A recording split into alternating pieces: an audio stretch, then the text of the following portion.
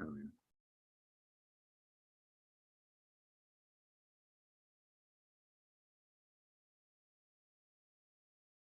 Yeah, a lot of history packed in here.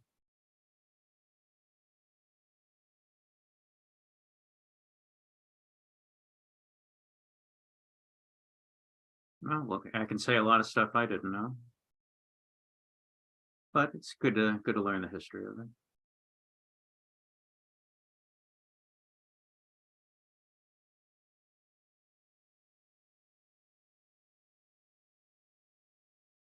The walking stiffs. Hmm. See, I think I was checking out. I think I was saying there was like a million tramps in America around 1900. People, itinerant workers, getting rides on the rail and so forth, looking for work. Sure. Uh, People will tell you that prior to World War II, people were living a lot more on the line than today. Food was expensive and stuff like that.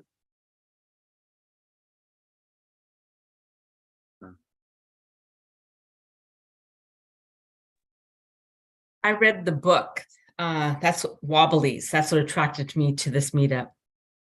Oh, okay. I didn't read the cartoons. I read the book that my brother-in-law had. Lucy Parsons. Yeah, a lot of these stories I thought were actually pretty interesting. Here we are, the tramps. Oh, she's mentioning the tramps, right? To the tramps. Each of you is hungry. Tramps, read these lines. Avail yourselves of those little methods of warfare,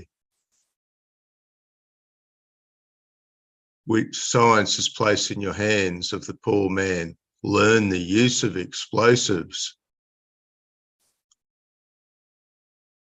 So yeah, well, of course, it was a late sort of 19th century phenomenon as well. You know, there's the history of the anarchist sort of terrorism and that.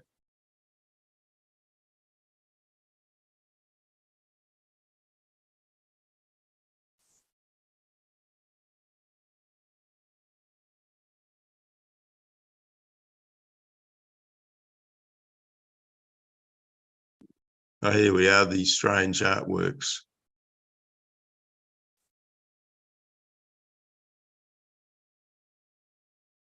Mr. Block. Mr. Block, are you familiar with that comic at all? I was not. No, this was new to me.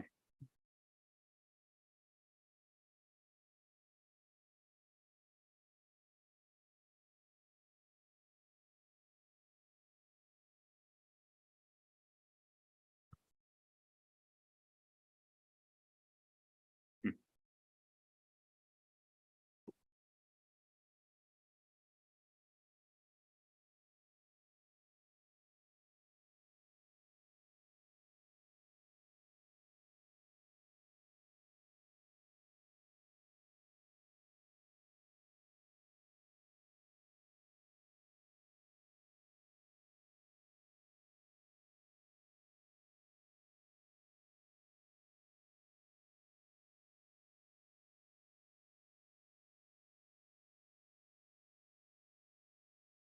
Well, there's an argument to be made, and some have made it, that there's no such thing as an unbiased documentation of history. Everything has some bias in one direction or another. Oh, well, you only have to look at the crazy ape called humanity. You're not going to expect anything straight out of them, are you? Pure unbiased is a myth. Doesn't exist.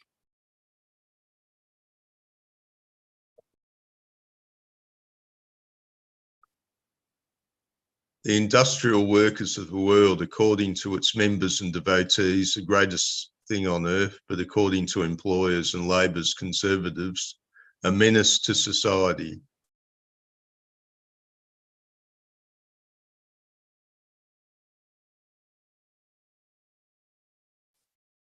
The IWW aimed to promote worker solidarity in the revolutionary struggle to overthrow the employing class. In other words, they want to shoot anybody that gives them a job. Mhm. Yeah, a lot of this is important history. People ought to know. More people ought to know about this type of stuff. The Irish mine slaves of the 19th century. Right. Human robots are cheap.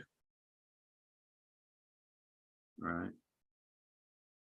The British built their empire on coal.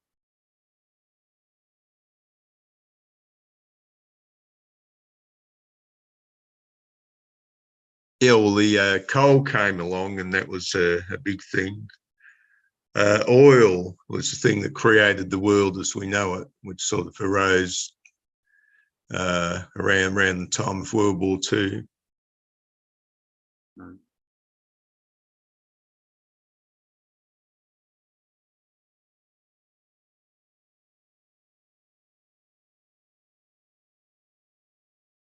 The highest paid mine workers was, well, looks like about $1 a day.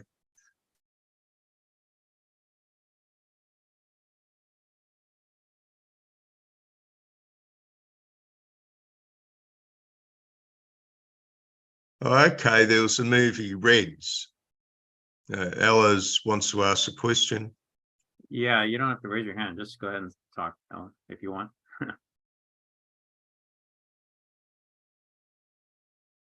Not really any program here. It's just a book chatting group. Movie called Reds, early 1980s, with Warren Beatty in it, I think. You're familiar with it, David? I never saw it, but I know the movie you're talking about. Actually saw it at the cinema. So you've got the young idealistic Reds going off to the glorious revolution in Russia. Right. Yeah, I never saw it. Yeah, well, that's sort of something, sort of a small US group or something like that. But of course, that's about 40 years ago or something I saw it. So Yeah.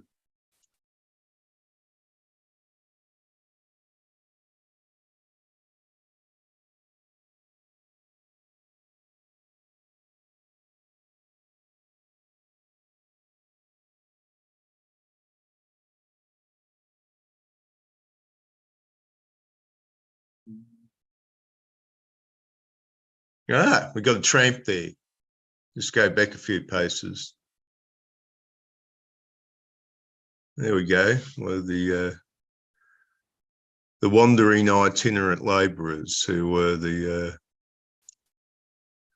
strongest fuel of this particular movement.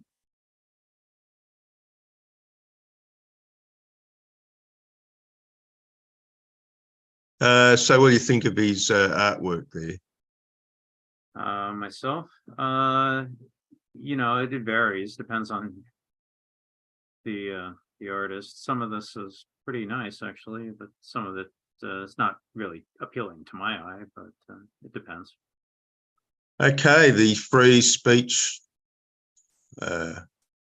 fights. It's interesting they're pointing this out just before World War One and series of riots surrounding free speech issues and the authorities attempting to limit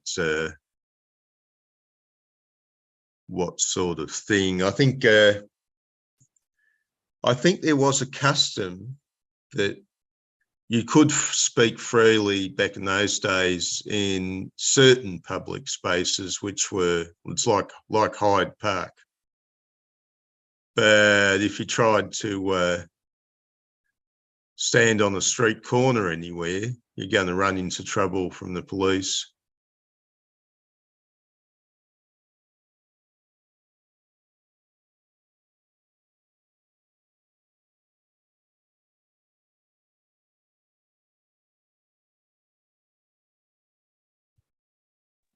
You can actually hear some of these songs on YouTube. Just go to YouTube and Yeah. What was the one, Pie in the Sky? I checked that one out.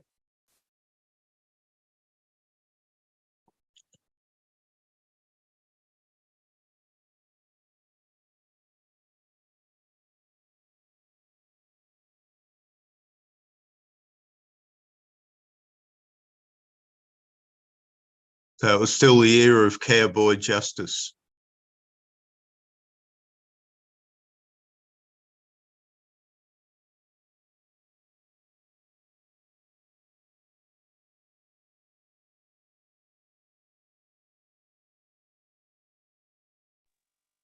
My golden. Born enemy of the state.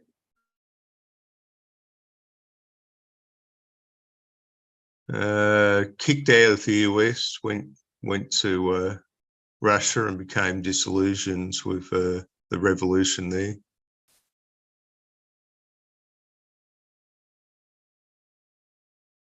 I read the story on. She had that friend, Alexei or something like that, who just went and shot a businessman, and he survived. The businessman survived, and read the story about that, and it was quite interesting. So I can't figure out. You just decided he was going to shoot a capitalist one day.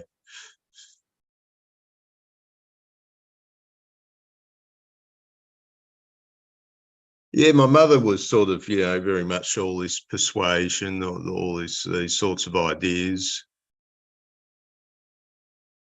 Influenced me quite a bit until I gave up on the left. Not all that long ago, actually. Decade and a half, couple of decades. I think the problem, and this illustrates this sort of movement, that it's all hot air. That's a problem. It's just a lot of ideas being thrown around. I think the ideas themselves make things happen. And so that's the interesting thing, that any sort of anything goes on, this doesn't tend to sustain itself. It sort of peters away. That seemed to be the trouble with this particular movement. Ella's got her hand up.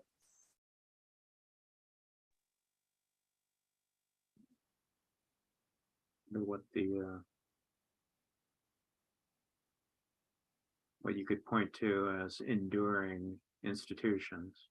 Can you guys hear me? I'm sorry. Can you hear me Yep. now?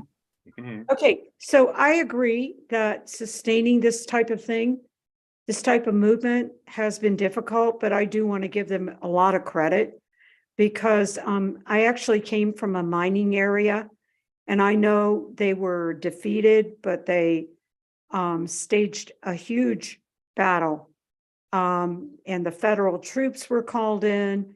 I mean, I want to give these mine workers, auto workers, Teamsters, whatever the union is, I want to give them credit for what they did. Yes, they're crushed, they're manipulated, they're, people don't want to generally, the capitalists do not want to share the wealth, and they have ways of reinforcing the government to keep it the way it is. And there are other institutions that also reinforce it. But I just want to give them credit and say, it's not, things can change if awareness can be increased.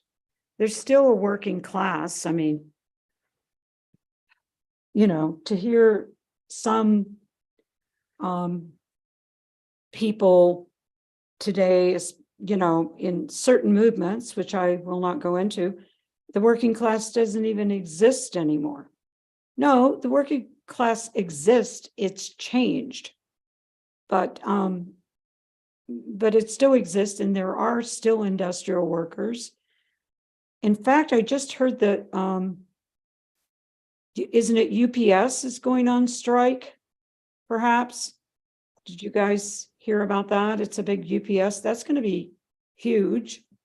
And then you guys heard about Starbucks. So, I mean, I don't consider it a total lost cause. I don't look at it that way. Thanks.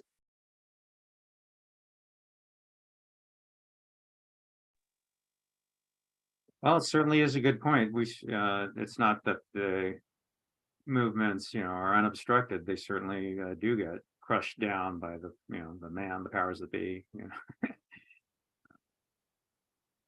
Usually it's usually the oligarchy, the money has interests. There's one of the socialist brothers has got his hand up there. Howard, come on down. It's not really any kind of formal meeting here. Anybody just go ahead and say. Not quite accurate, Stephen, but I'm a union activist I've been a union activist for over 30 years, and I've been very involved in politics. So I'm happy to talk about all that. David, are we intending to actually focus on the text? Because I haven't read it yet. I intend to read it, but I haven't read it. And I don't know a lot about the IWW. So I would like to know a bit. And, Stephen comes from a different perspective, and I don't mind hearing his critique. And I'm happy to hear Stephen say in what respect he thinks the text is exaggerated or whatever. So that when I read it, I'll have some perspective from the other side. Well, in correction, I more or less lived in that frame of mind up until probably my early 50s. Yeah, look, I get that. I understand that. And I'm not saying you shouldn't have made the change in perspective. What I'm saying is, if you've got critique of the text, it would help me as someone who intends to read it and learn a bit more about the history. That's all.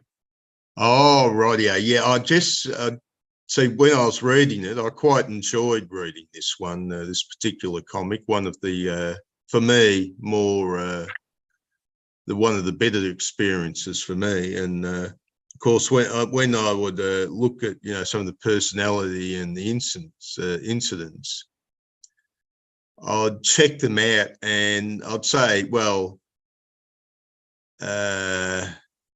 probably the comic book writer had taken, more or less what could be the more exaggerated side of things. Not that there weren't a lot of things that were sort of covered accurately. Do you think he gave a fair idea of the impact of the movement and the significance of the movement, at the time, but also, into the future? For example, the Communist Party, had a very big impact on, our society in the West. These weren't communists in the proper sense. They were. I understand that. What I mean is, like, I'm aware of the impact of the Communist Party, but I'm not aware of the impact of the Wobblies. So if I read a text, what I'm saying is, does the text give a decent idea of what the impact of the Wobblies was? Well, I would say that their roots probably lie in something like the Methodists. There's a sort of almost a religious fervour in this group. And that was the thing. The Methodists were, say, if you go back a couple of centuries, were the church for the common man. The Anglicans were for the people with money.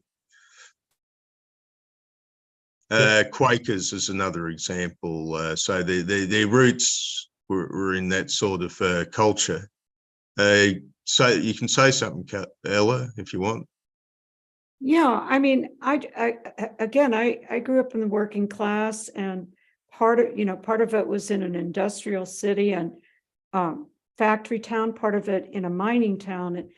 And so I became aware of the Wobblies.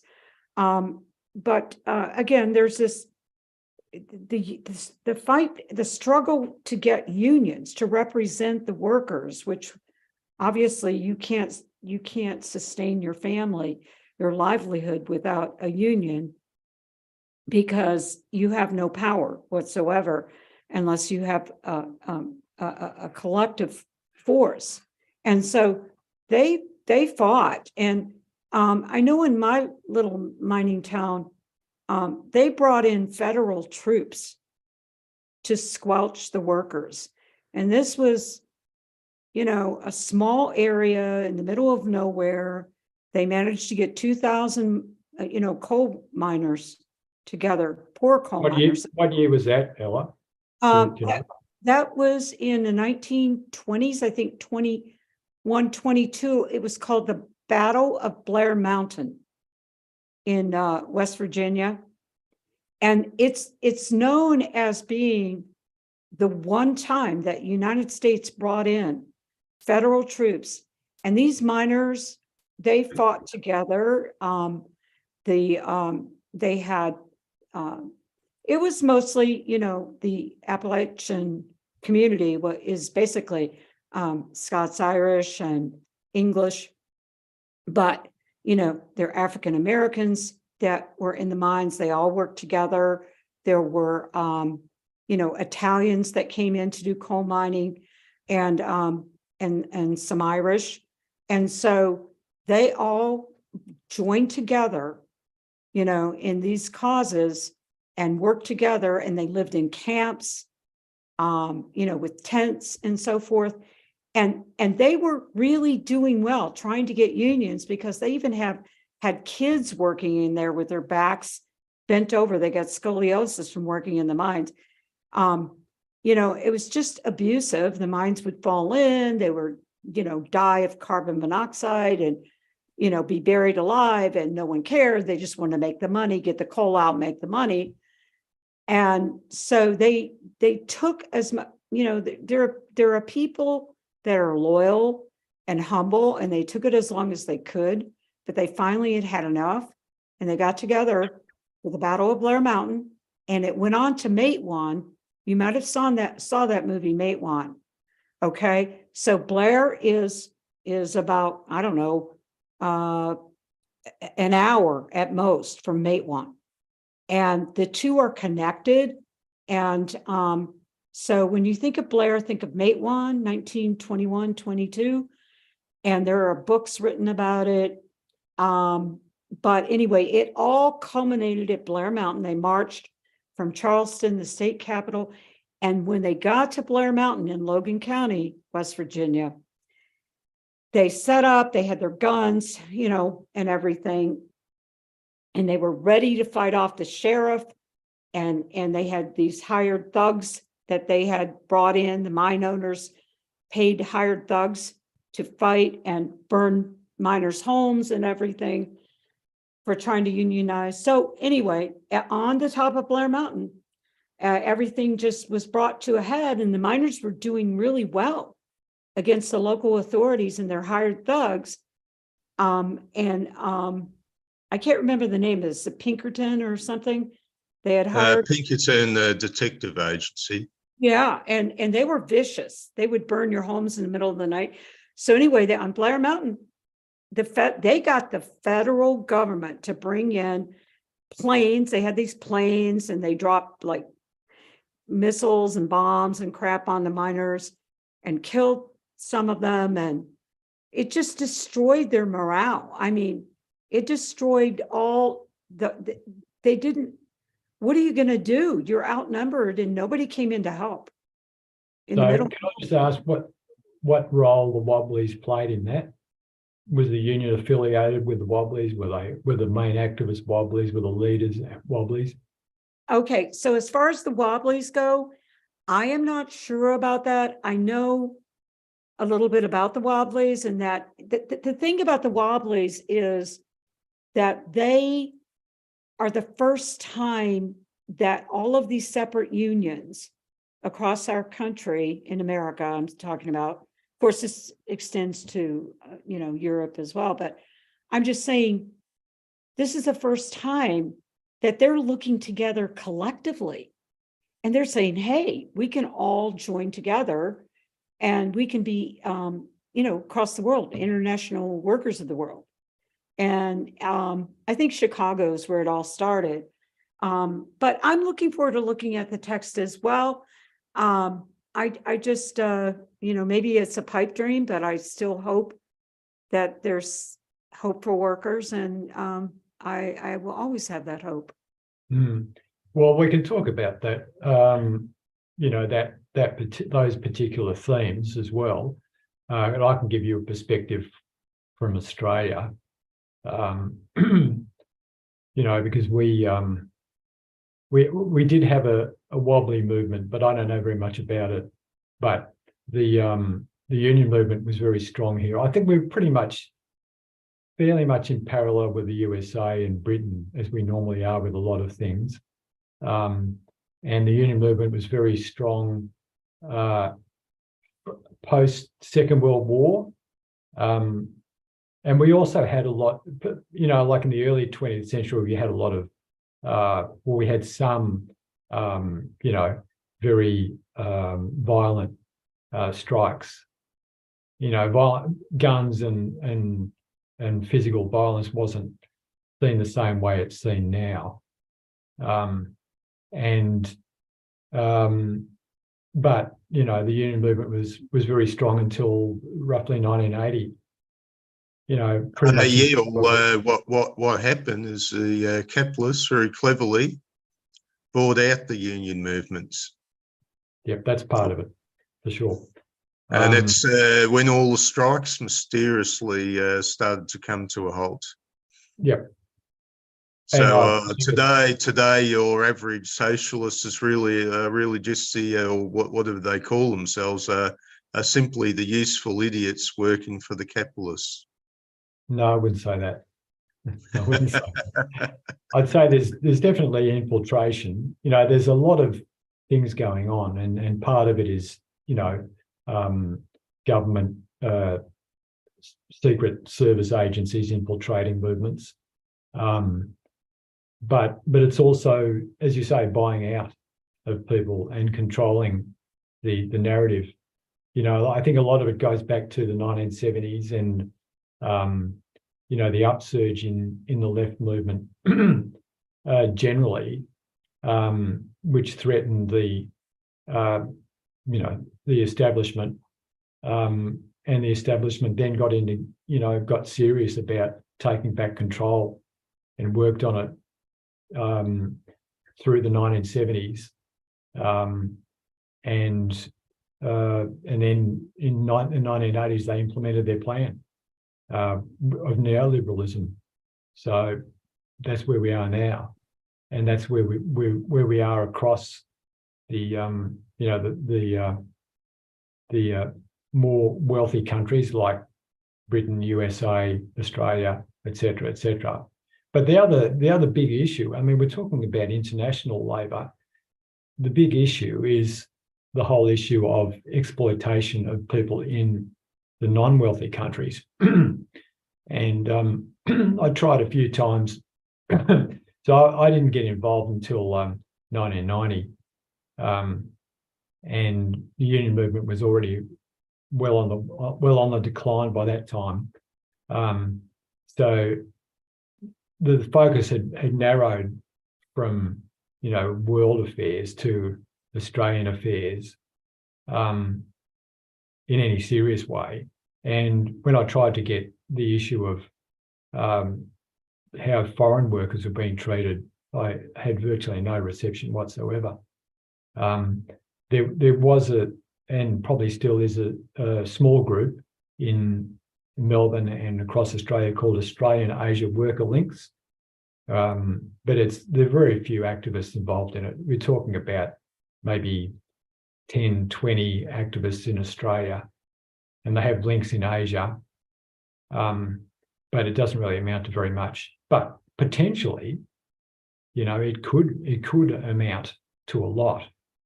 if the union movement would have stayed as powerful as what it was in 1980 and had that focus of being generous enough to extend its influence to achieve benefits for workers in other countries who are much worse off than them, and you know, because Asian governments are much more repressive overtly of union movements than you know, the wealthy countries. The activists are killed, jailed by paramilitaries and the government. And there's, you know, the mainstream media doesn't cover that at all in Australia, and I presume not much in the USA either. So the general population is not aware of the fact that the shoes and the clothes and the computers they buy are produced in a situation of really horrendous exploitation and intimidation of people just like them in other countries. So the need is always going to be there. It's always been there in relation to foreign workers. But the knowledge and awareness is just not there at all. And now we don't have the power as an industrial movement. Yeah, So I brought that up a couple times, you know, neoliberal groups, and, you know, just to make the point, because, you know, when I talk about the US workers who's are not a consideration at all with the liberals, no consideration whatsoever. They don't like them. They blame them for voting for Trump or whatever. They don't understand that they're trying to get someone that will bring jobs back to America. You know, so it could be that they earn a decent wage and get their unions back, which are thwarted almost completely. I think over 80% of the workers do not have unions anymore in America, which means the boss can say, you don't like, you know, minimum wage, there's the door. And people, you know, are working, you know, a couple jobs. But anyway, just to get through. But the point is that, you know, the focus is on social advancement, which is great, but it's not going to deal with 80% of the people in poverty in America. So they're just left out. And there, you know, deaths of despair, people are dying young. They're, you know, in these poor, impoverished areas because they're blamed, they're alienated.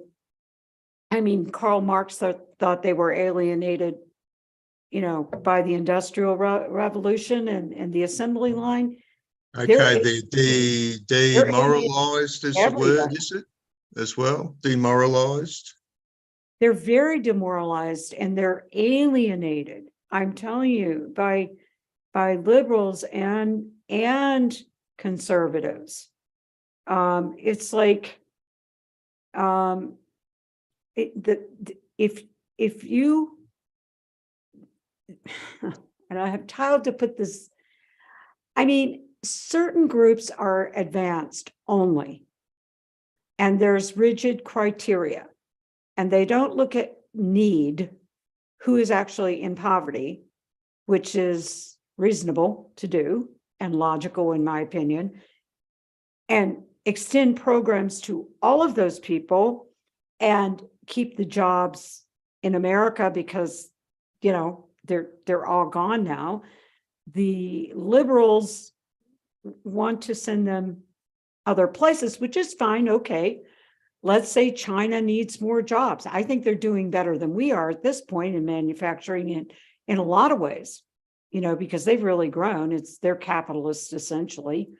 So, but let's say, you know, it's not fair for a capitalist in America to not want to pay a decent, humble wage to a worker and his or her family, so that they're not slaving their lives away, give them a retirement that's reasonable and adequate, and like they used to when they had unions, and support unions like they do in Europe.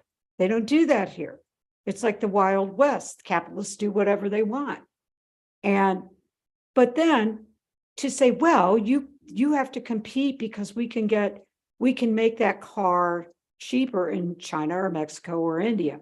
Okay, but you're not paying the person in the sweatshop in China, Mexico, or India any money either. And so I've made that argument with liberals, and it just falls flat. They're just like, okay, well, you got a right to, make all the money you want, and you're just going to be taking it out of someone else's. We're going to get tired of bankrolling, but see, most of the people I know do not want to be sent a check in the mail that is minimal and meager and scraped by. And that seems to be the plan. Just put everybody on welfare and let the rich just keep getting richer and keep the wages stagnated for years and years and years and years. The wages don't go up. I mean, they may go up 50 cents an hour. I mean, it's ridiculous. So, but you would think, well, okay, your hope is the liberals. The liberals don't want to change the economy either. They like it the way it is. So I don't know what the hope is.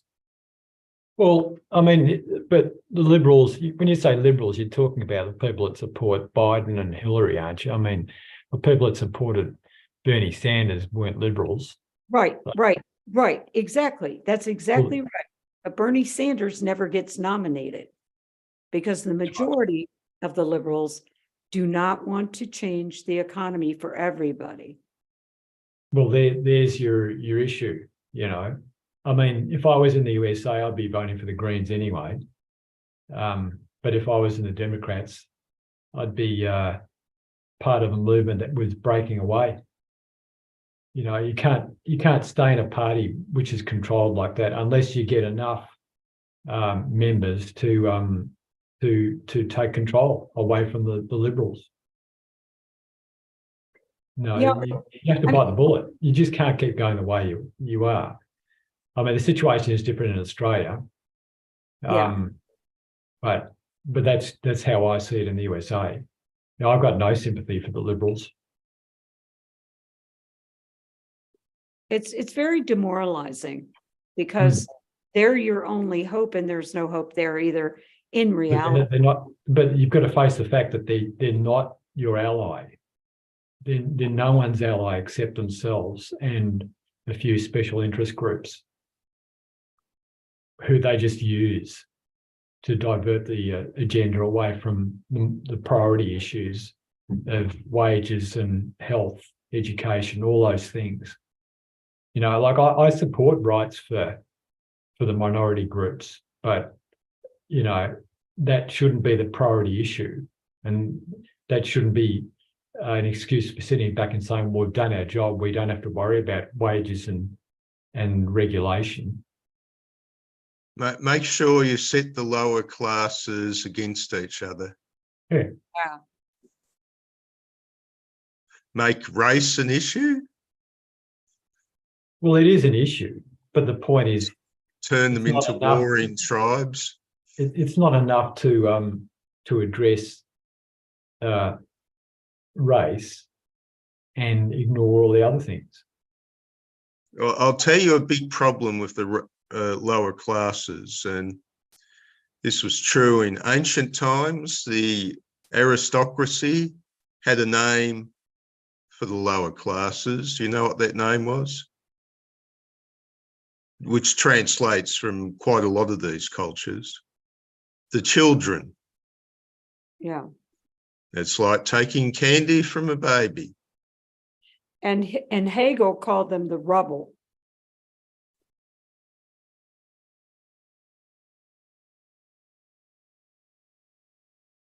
Well, the thing is, in the past, you can identify periods where those people have actually banded together and realised what they needed to do, and as Ella was talking about with what was it Blair Hill, was it? You know, they've made a really good fist of trying to change things, and in other cases they have. You know, it's not all about USA or Australia or Britain. It's also about well, I know Russia's a controversial example, but they're not the only examples. There's other countries where revolutions have been successful and successfully carried out by poor people against very powerful. Well, how are they going then? How's it working out? Well, you'd have to look at the particular cases, but you know. Oh, you must know a few, Howard. Well, off the top of my head, for example, Haiti was an example. The first Black Revolution, which took on. What time period are you referring to? Current or 200 years ago? Well, it's ongoing. It's ongoing. You know, it's like, so they, I think it was 300 years ago was the first one. I can't quite remember now. But then the other, well, it depends if you accept a particular narrative, but the narratives I've heard are that, you know, they rebelled against the French and I think probably British colonizers at the time, were successful, but the colonizers singled them out for special repressive treatment to regain control because they didn't like the example. So that's on, and it's ongoing now. I mean, Haiti is still impoverished now, and still being subverted mainly by the USA. Again, depending on whether you accept the sources. Well, remember Mussolini's criticism, because you got to remember that Mussolini was himself a Red in his early days. It shows the link between fascism and Marxism. But his whole point was that the whole idea of workers' unity and class unity would constantly be defeated, and he came to the conclusion that was national identity, which would always be the draw card. That was the path to power. Yep. Well, you know, you'll get workers' solidarity. You'll get workers' solidarity until somebody says, "I'm all right, Jack. Yeah, I'm doing okay. I'm not going to bother with you lot anymore." Yeah, well, I mean, people have been bought off for the last 40 years with, you know, leaders have been bought off with cushy jobs. Like in Australia, I don't know how it works in the USA, but in Australia, union leaders often see the union movement as a stepping stone to Parliament, and Parliament as a stepping stone for consultancies in the private sector after they leave Parliament. Professional political class. That's right. Well, I mean, it wasn't always like that. You know, no. Actually, if you look at this comic, the guy's pointing out that game was always there, just not as prolific. They didn't have as many cushy jobs to turn the workers over to the capitalists, you know. Yeah. So it was more of a minority, but now there's so much government spending. That's right. And of course, the capitalists, as you call them, I'd rather have a different word, but capitalism suddenly realised that government wasn't the enemy. Government is a highway to the taxpayer's pocket. And so the government now virtually doles out money to a capitalist class. Yeah. But that's part of the neoliberal agenda. Neoliberalism is not about pure. I've got a commerce degree. I was educated in neoliberalism before I got into the union movement. And so I understand the theory. The theory would actually reject a lot of the practices. I don't want to hear any criticism of my Lord and Master, Milton Friedman. Well, He you is get have to, the god of economics. He cannot be wrong. Yeah, that's right. Well, I don't know if you're being ironic or not, but he was simply, well, not simply, but he was largely an agent for what we've got now. He was the ideology to persuade people, including people like myself, coming out of high school straight into university, that we needed to move to neoliberalism. But the neoliberalism is not pure neoliberalism, as you point out. The government has not just been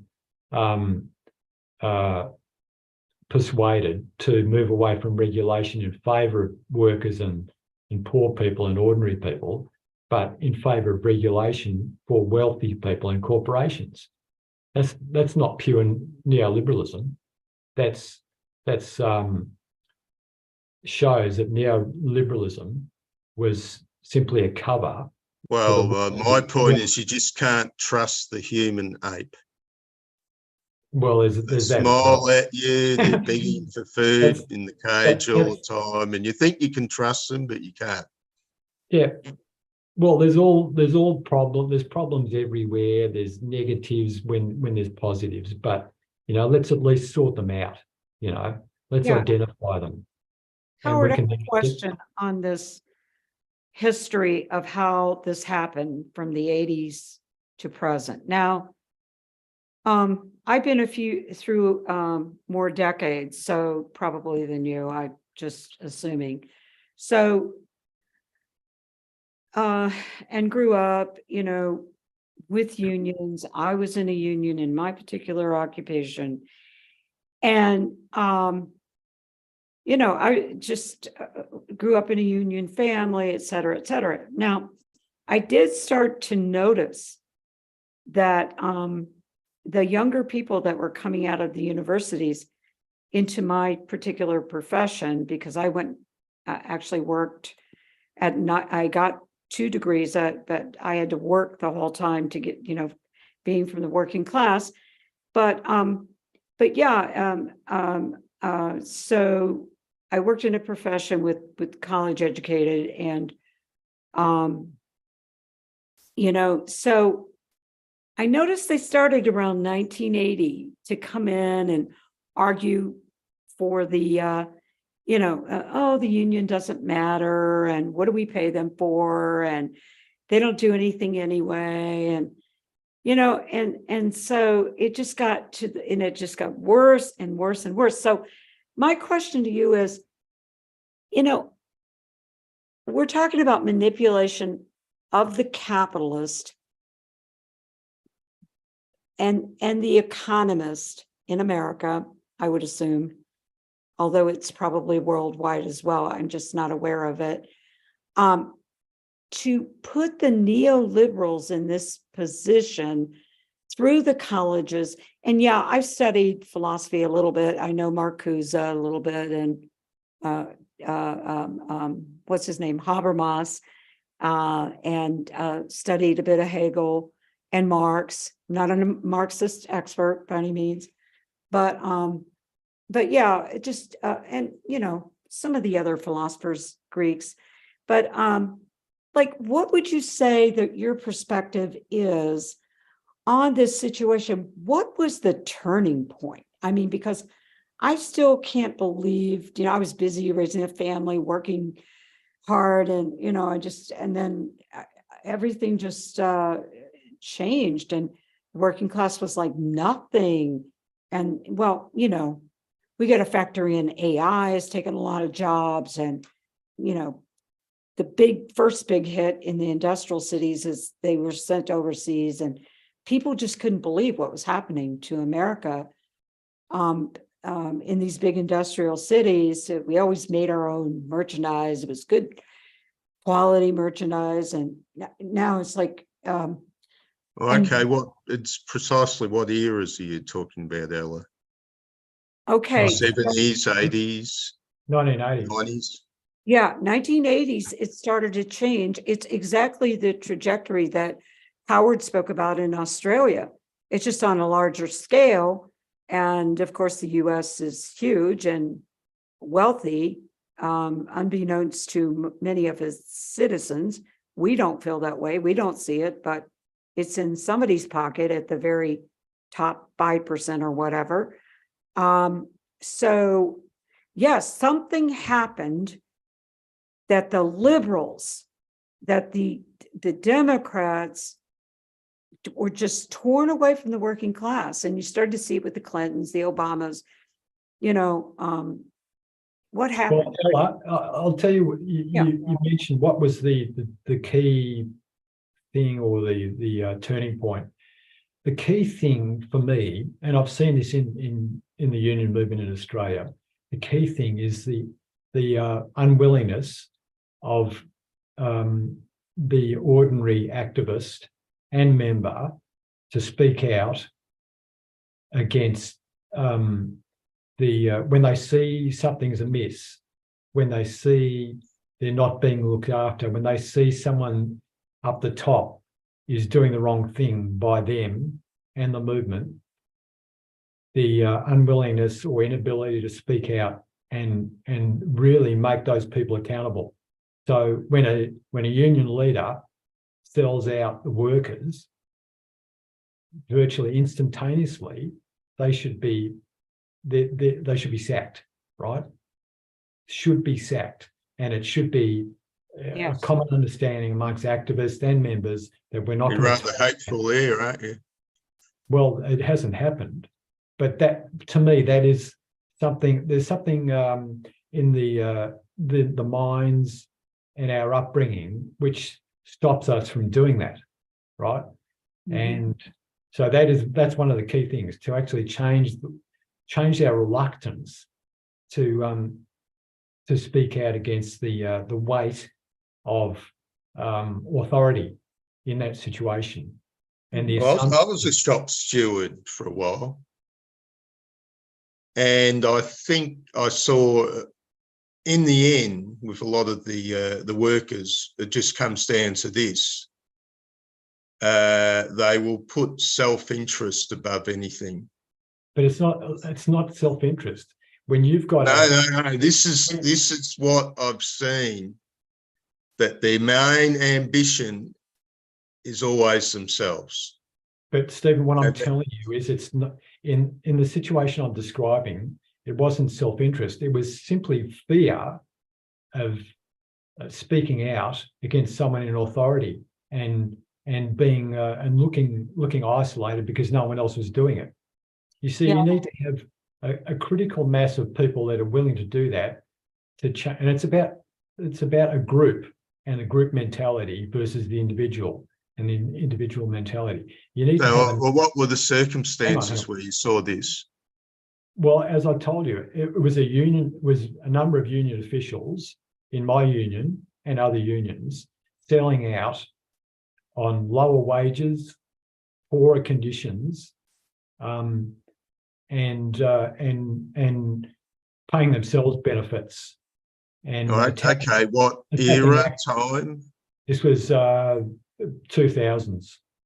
Okay, but it would have been the case even before then. But what I'm saying to you is, it boils down to a simpler psychological or psychosociological phenomenon, which is, as I said, the lack of a critical mass of individuals willing to speak out when the group is being subverted by other individuals or a subgroup which is acting against their interests, right? So it's fear, it's an emotional, they're fearing an emotional negativity when there's a larger thing they need to be defending, which is their livelihood and the livelihood of the group. Right. Well, I think it got simply down to this, as far as most industrial production went. You guys aren't happy with what you got? We'll send it overseas. We can bring in all the foreign workers we like. But Stephen, that's the point at which the workers should have. There should have been a critical mass of workers who are willing to get up and say, we're not tolerating that. We're going to put strikes on. We're going to make heads roll within the union movement. We're going to make So heads roll strikes, what were you going to do? What was your make change in heads roll policy? within the Democratic Party, because unions had a role in the Democratic Party like they do in the Australian Labor Party here. And the representatives within those parties could and should have been saying, we're not going to offshore jobs, right? And if you dare try to do that, you're going to lose your position within the party and within the union, and we'll elect someone who's willing to stand up for our principles, right? Okay, So hang on. Who was offshoring the jobs? It was done across the Western world, right? Now, I mean, so how are you going to stop that? Well, it was done by the permission of the government, right? The permission of the government was sometimes Democrat, and here it was sometimes ALP, right? So how are you going to stop it?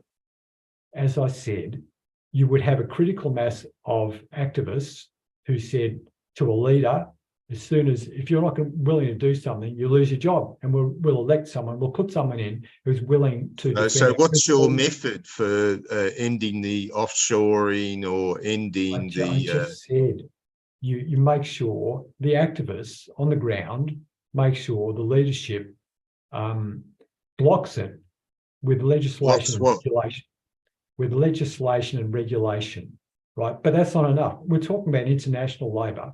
Those same workers should have been saying, we want to extend those benefits to workers all around the world, and we're going to elect a leadership within the union movement and within the Labor parties to make sure it happens. It just didn't occur, right? I'm sorry to say, Howard, but I don't think you've really got your what's really happening. Oh, can I chime in here? I Sure. do. I agree with Howard. I think there is a reluctance to stand up to a union official to some extent, and it started occurring in the 1980s. Now, it's more than that. He is right that the government controls it. The government controls the shipping over of manufacturing to other countries. The government reinforces it. The churches reinforce it in their own way. They're involved. And just to say, well, okay, the workers need to stand up for themselves. I see that they have tried over the years, but it's become tough for a number of reasons. First of all, there are less industrial workers, gathered together in factories. Well, the percentages of the workforce, as they call it, have changed dramatically. Like your dear old blue-collar worker, people like me, used to be a much larger percentage of the workforce, and now they're tiny because the stuff is all made overseas. But how are you going to stop foreign goods coming into the country? You're going to say you're not allowed to bring in your foreign goods. Like quite recently in Australia, I was working in when they still were making cars here just a decade ago. I was working in a plant that was making parts for cars. And of course, that all went out the window, and now we're making no cars ourselves anymore in Australia. And the only way you can stop stuff coming in is with tariffs. So are you arguing for tariffs? Well, that's what Trump got elected on. That's what was voted for him, because he wanted fair tariffs for exports and imports with China, because we had a crazy agreement with them in terms of them profiting from sending their cars here, all of their merchandise, there's cell phones, computers, whatever.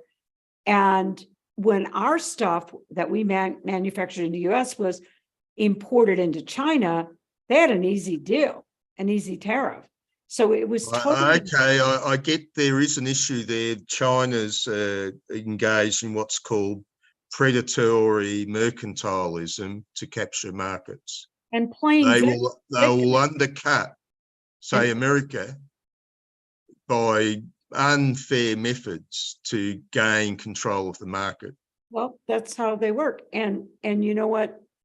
Then at the same time, they play victim. So the thing is, I think the workers know this, but I think they feel powerless. I mean, if you have to get up every day and you don't have a union and you have a family to support and your kids need food, you're going to go to work.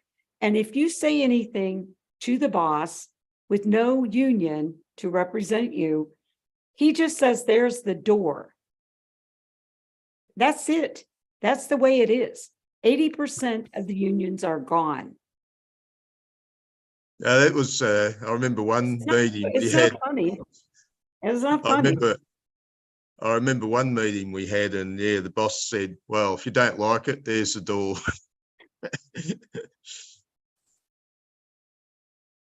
Well, okay. I spent a lot of time, say about 20 years ago, delving into facts and figures, you know, people like Milton Friedman, reading all their ideas, and I came up with a few things. And for example, what was the, say, minimum weekly wage in America in the year 1970? Do you know?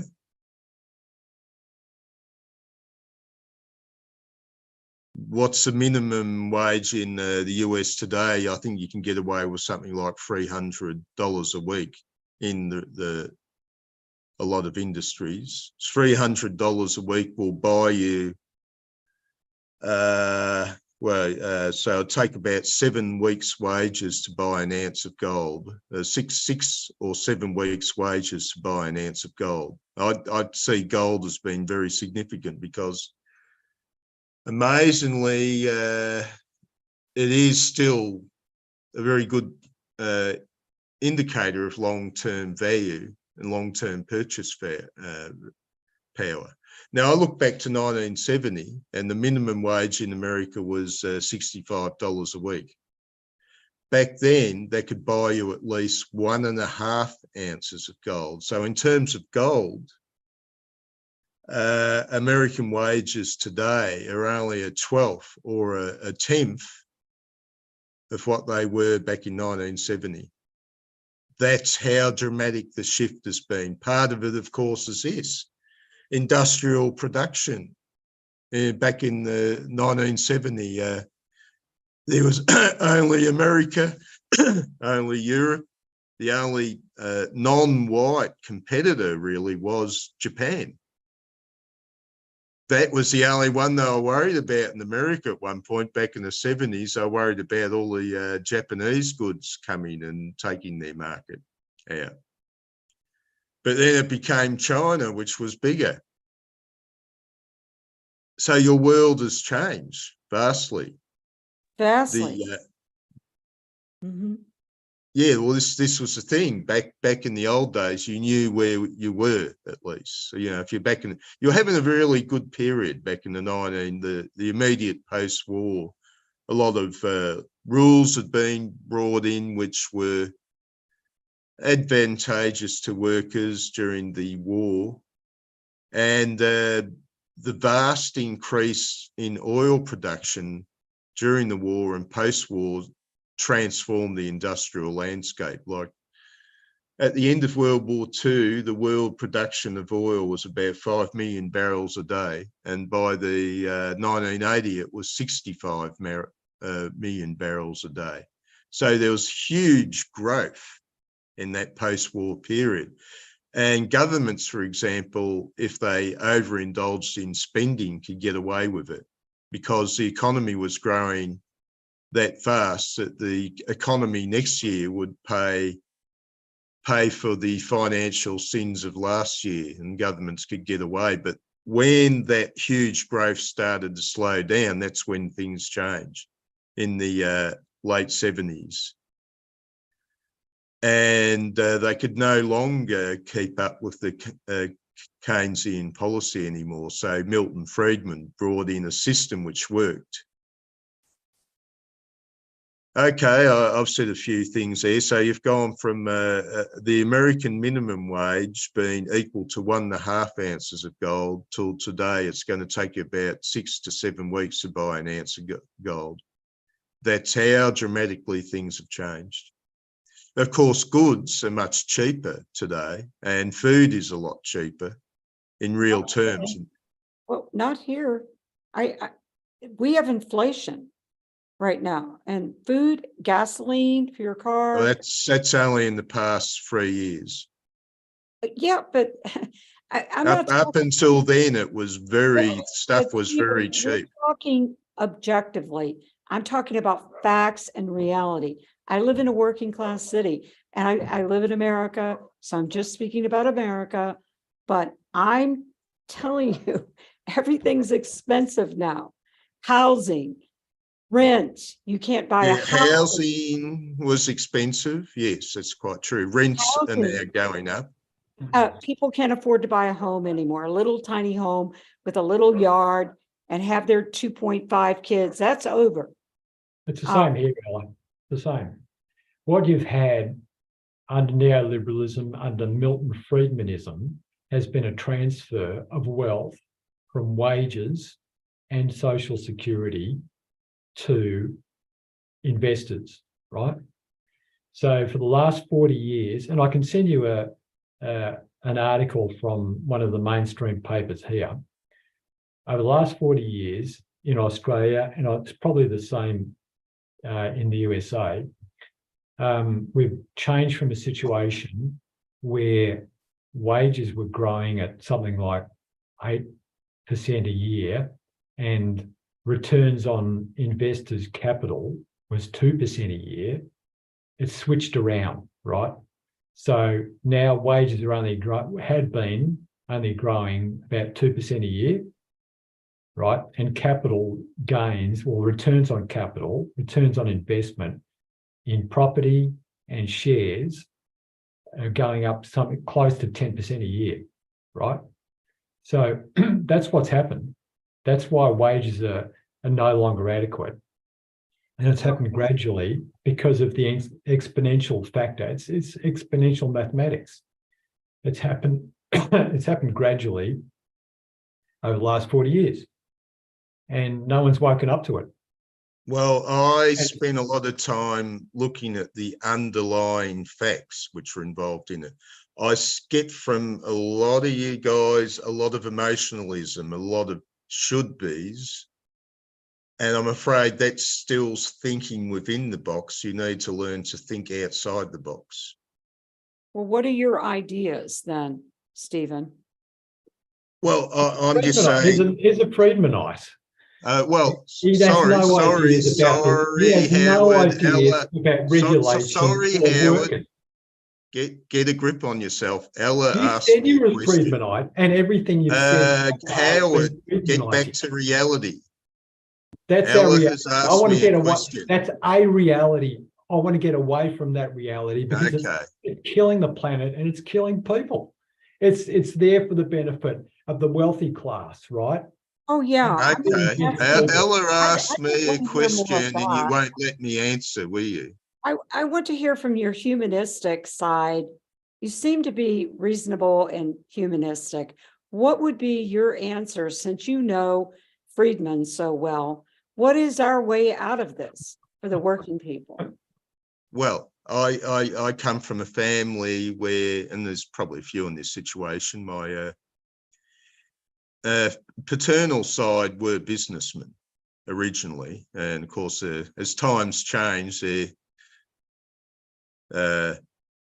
200-year-old business line went out the door back when I was a kid. And my dad just became an ordinary worker. My mother's side were, your traditional working class, guys like the Wobblies, who, believed in the great time that'll come when the workers' paradise had come along and all that sort of stuff. And as very, very different perspectives there, and I am aware of them both. What is my answer? I think a lot of the problems is an inability to grasp facts. A lot of your stuff is very emotional. This is it, you know, industrial workers of the Western world. Yeah, once the Western world was where stuff was being manufactured. That's changed vastly. So you've got huge competition there.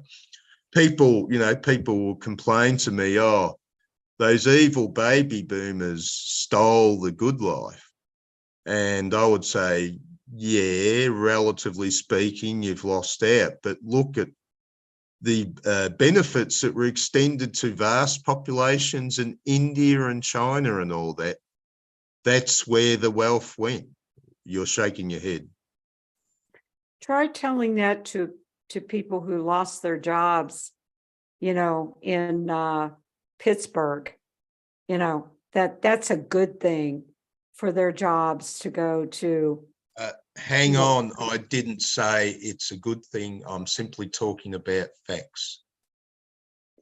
Okay, and I'm asking you a question, I'll ask it again. How do we change those facts from a humanistic standpoint so that the workers in each of our respective countries, okay, can keep the jobs in their respective countries and make the products they want to make, because they do want to make products. They don't want a check in the mail and to live in poverty on welfare, and to get their dignity back. How do we do that with everybody, the capitalist like Friedman, pushing globalism, and Hillary and Obama and Bush, all of them sent jobs overseas. So how do you fix that, Stephen? Well, do I have an answer for all that? I would say it's complicated, but I think that's part of the problem. Is your very question is, I want a simple answer to improve my world. I just want what I had, or I want something better. And yet, I think what you need to do is to look at the working class objectively. You've got this attitude like you're entitled to something better. You want something better, and this is where Albert Ellis comes in. Albert Ellis would warn you about a sense of entitlement. You can go after something better, but don't expect it to be handed to you. Oh, I disagree with you totally. I think every country should provide for its citizens. Otherwise, it's not a country. And I don't mean a handout, but there should be jobs and opportunities available. And to you know, and when you're sending those opportunities to other countries, you're undercutting your own citizens. And that's what's going on here. You're not behaving as a country. And who profits from that? Not the person working for $2 a day in a sweatshop in China. Not that young person. Who profits from it? The capitalist in this country or in your country, wherever they may be. They're the only ones profiting from the globalism. No,